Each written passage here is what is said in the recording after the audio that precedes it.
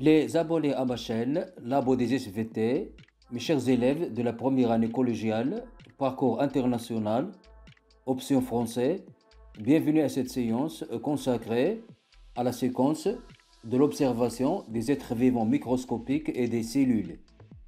Chapitre de l'exploration du milieu naturel. Unité des relations entre les êtres vivants et leur interaction avec leur milieu de vie.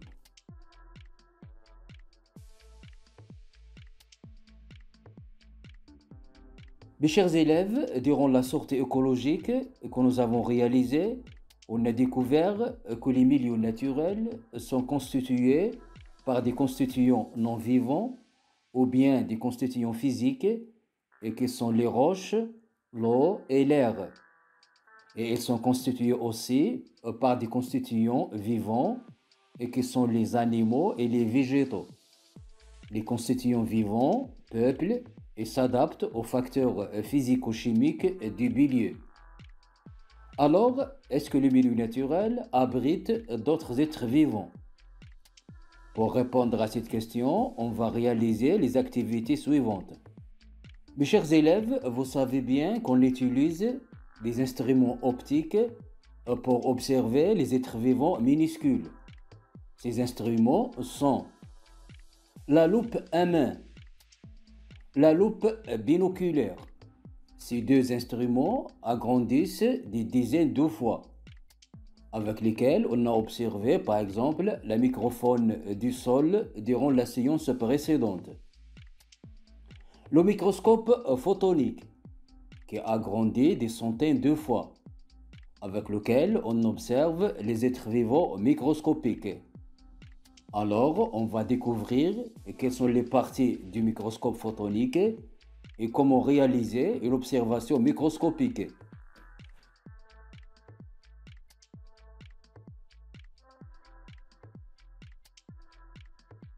Mes chers élèves, on commence tout d'abord par découvrir les composants ou bien les parties du microscope photonique.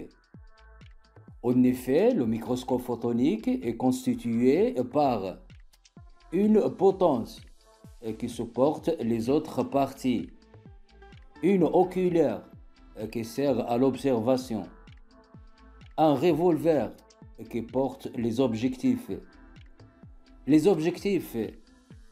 qui ont un agrandissement croissant allant de 10 jusqu'à 100, la platine sur laquelle on pose les préparations à observer, un diaphragme qui règle la lumière et qui traverse la préparation microscopique, une source lumineuse, soit une lampe, soit un miroir, une vis pour la mise au point de l'observation.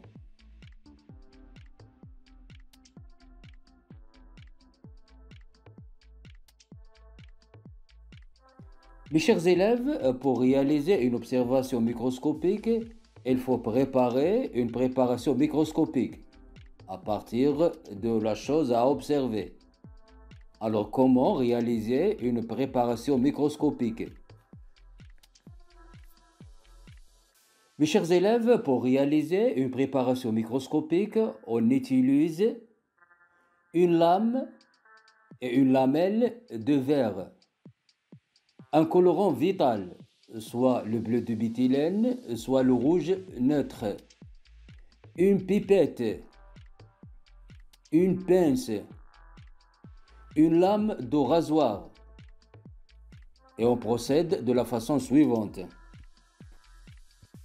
On coupe un échantillon mince le plus que possible de l'objet à observer. On pose cet échantillon sur une lame de verre. Puis on lui ajoute un colorant vital. Puis on couvre le tout avec une lamelle de verre. On obtient alors une préparation microscopique.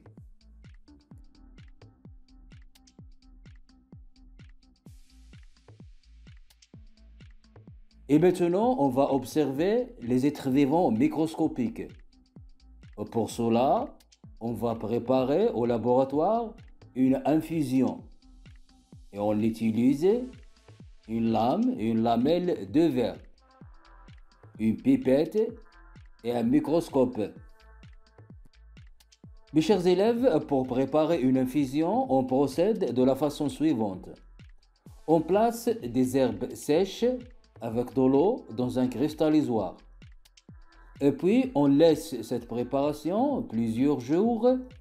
Les herbes se désagrèguent et on obtient une solution qui est semblable aux eaux des lacs dans le milieu naturel. Et puis, on prend avec la pipette une goutte de la surface de cette infusion. On place cette goutte d'eau sur une lame de verre. Et puis, on la couvre avec une lamelle de verre. Et on observe cette préparation au microscope. On observe des êtres vivants microscopiques mobiles. Ce sont des paramycies. Chaque paramycie est une cellule libre. Donc, les paramycies sont des êtres vivants unicellulaires. La cellule de la paramycie est constituée d'une membrane cytoplasmique, un cytoplasme et un noyau.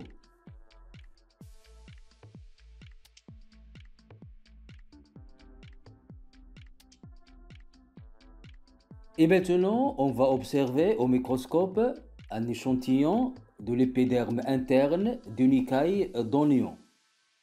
Pour réaliser cette observation, on utilise un échantillon de la bulbe d'oignon, une pince, une lame et une lamelle de verre, le bleu de béthylène, de l'eau, une pipette et un microscope. On prélève un fragment de l'épiderme de l'écaille d'oignon avec le pince. Et puis, on place ce fragment sur une lame de verre. On lui ajoute quelques gouttes du bleu de béthylène et de l'eau. Et puis, on la couvre avec une lamelle de verre. Et on observe cette préparation au microscope. On observe des unités géométriquement allongées et liées les unes aux autres. Ce sont des cellules végétales. Chaque cellule végétale est constituée d'une paroi cellulosique, d'une membrane cytoplasmique, du cytoplasme, une vacuole et un noyau.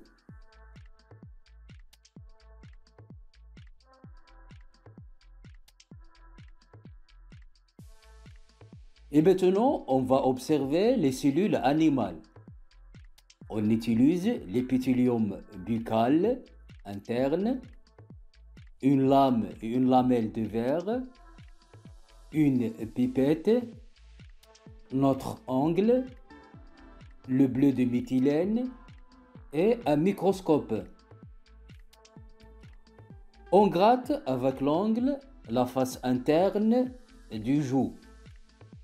Et puis, on pose le contenu gratté sur une lame de verre.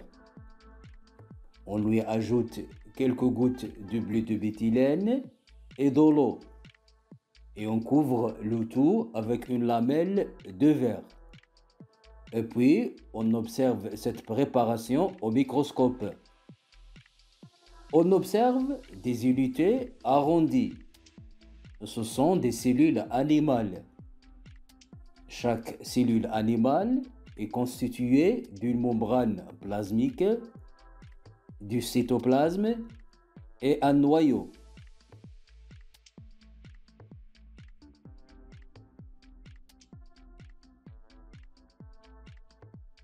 Mes chers élèves, comme définition de la cellule est la plus petite unité vivante que composent tous les êtres vivants. La cellule est constituée d'une membrane plasmique, du cytoplasme et un noyau. On distingue des cellules végétales et des cellules animales. Quelques êtres vivants sont constitués par une seule cellule. Ce sont des êtres vivants unicellulaires, comme la paramécie. Alors que les êtres vivants macroscopiques de grande taille sont constitués par plusieurs cellules. Ce sont donc des êtres vivants pluricellulaires. Mes chers élèves, un ensemble des cellules semblables constitue un tissu. Et les tissus forment les organes. Et les organes qui participent à une même fonction constituent un appareil. Et les appareils forment le corps de l'être vivant. L'ensemble des êtres vivants semblables constitue une espèce. Et l'ensemble des espèces constitue la biosphère. Mes chers élèves, malgré leur diversité, toutes les espèces des êtres vivants sont formées par des cellules.